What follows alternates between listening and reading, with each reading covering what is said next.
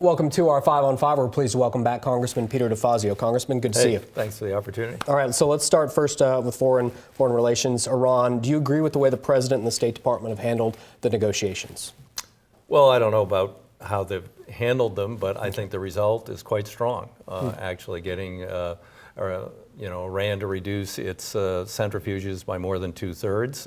I never thought they would get to that point, getting rid of all the more modern ones, going back to the less efficient ones, dealing with their stockpile. I think a key player was Secretary Moniz, our energy secretary, who is a physicist of some renown, and he was engaged in the talks at a level where he could understand what they might or might not be able to do. And I think that if we can get the I's dotted, the T's crossed, and get the outlines of this agreement filled in the form it's in, that it will be, it'll be a huge win in the Middle East in terms of stopping nuclear proliferation. All right, very good. So let's talk about transportation and infrastructure. You are the ranking member on that committee. Is the U.S. doing enough to maintain its infrastructure there? No.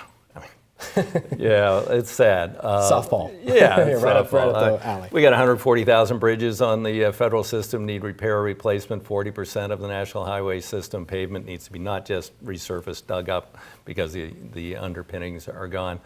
In our major cities, $70 billion backlog just to bring existing transit up to a state of good repair. It's so bad in Washington, D.C., they're killing people on the metro system in the nation's capital because of defective and worn out equipment. It's investments that we've been shirking at the federal level, and it's time to do it. We've fallen from number 1 in the world to number 26 in the world in terms of infrastructure. If we're going to compete meaningfully in the world economy, we need to start investing more in rebuilding the system and building out a 21st century system, get people out of congestion, move freight and people more effectively.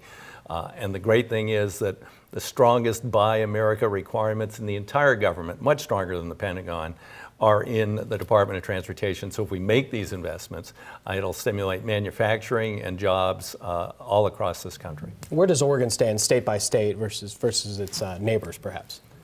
Well, we're doing a lot better than a lot of the states back east in terms of failing or failed bridges, pavement conditions. I mean, you don't have potholes here that you lose your whole car in, which you do back east.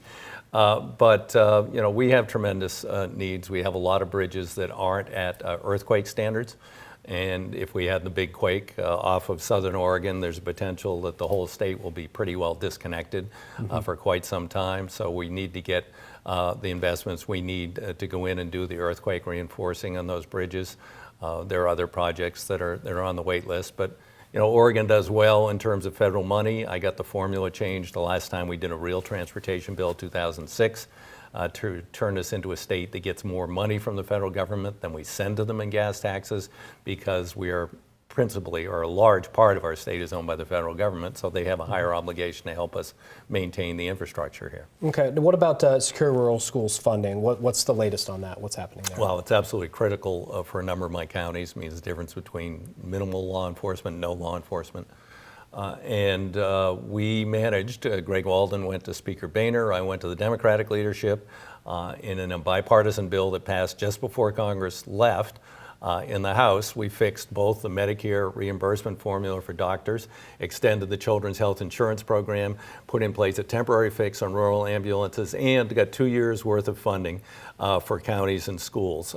Absolutely critical. Oregon is obviously the largest beneficiary of this program in the country. Unfortunately, the Senate failed to act. It's crucial that the Senate act early next week when it comes back to town and pass this bill without delay. Hopefully they're not going to mess around with it, which the Senate is wont to do with many things, because doctors will start getting lowered reimbursements the end of next week from Medicare if they don't act.